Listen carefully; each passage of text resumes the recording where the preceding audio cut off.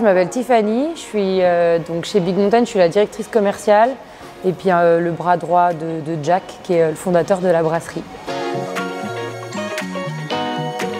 Alors, le projet de Big Mountain, il est né grâce à Jack. Il est allé aux US et il a vu un petit peu ce qui se passait là-bas au niveau de la craft, donc de la bière artisanale. Et il s'est dit, en revenant à Chamonix, on a le lien outdoor, mais on n'a pas forcément la bonne bière.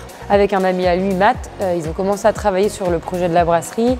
Et puis petit à petit, à force, ils ont trouvé une recette qui est toujours la même d'ailleurs, qui est notre IPA. Aujourd'hui, on a une bonne équipe et puis on a aussi 2 sites parce qu'on a la brasserie et on a un bar à Chamonix.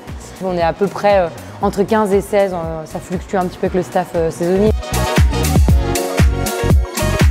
Ce qui me passionne, c'est le projet parce qu'on est parti de pas grand chose avec Jack et pour arriver où on est arrivé là, c'est quand même chouette, c'est une belle aventure. Tu rencontres plein de gens qui ont envie d'y contribuer. Et après, dans le projet en lui-même, c'est de pouvoir proposer de la bonne bière locale, de pouvoir intéresser les restaurateurs ou les clients finaux à ce qu'on fait, de pouvoir les interpeller un peu sur ce qu'on propose en fait. On a quasiment 10 bières différentes qu'on brasse à l'année tout le temps. Et en plus de ça, on brasse une nouvelle bière par mois. Donc on a toute une gamme d'éphémères. Donc on a un choix très très varié dans ce qu'on fait.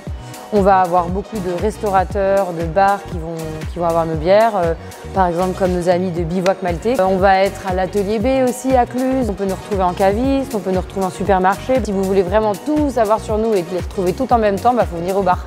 Donc ça s'appelle le Big Mountain Bar et il est à Chamonix. La brasserie, ça commence par un des ingrédients de base qui est le malt. Donc la première étape, ça va être de concasser le malt. Donc de broyer les graines. Ça va descendre ensuite dans la cuve d'empâtage. Et après ça, on va avoir plusieurs étapes. En gros, on va partir sur de la filtration. Ensuite, la plus grosse étape, ça va être la fermentation. C'est entre 3 et 4 semaines à peu près. Et après, suivant les recettes, parfois on rajoute des choses dedans. Comme dans la tropicale, on va rajouter des purées de fruits dedans. Et ensuite, on va packager notre bière en bouteille, en fût, suivant les formats. On a cherché des locaux pendant un bon moment quand même. Ici c'est grand, c'est haut et ça en fait c'est assez dur à trouver.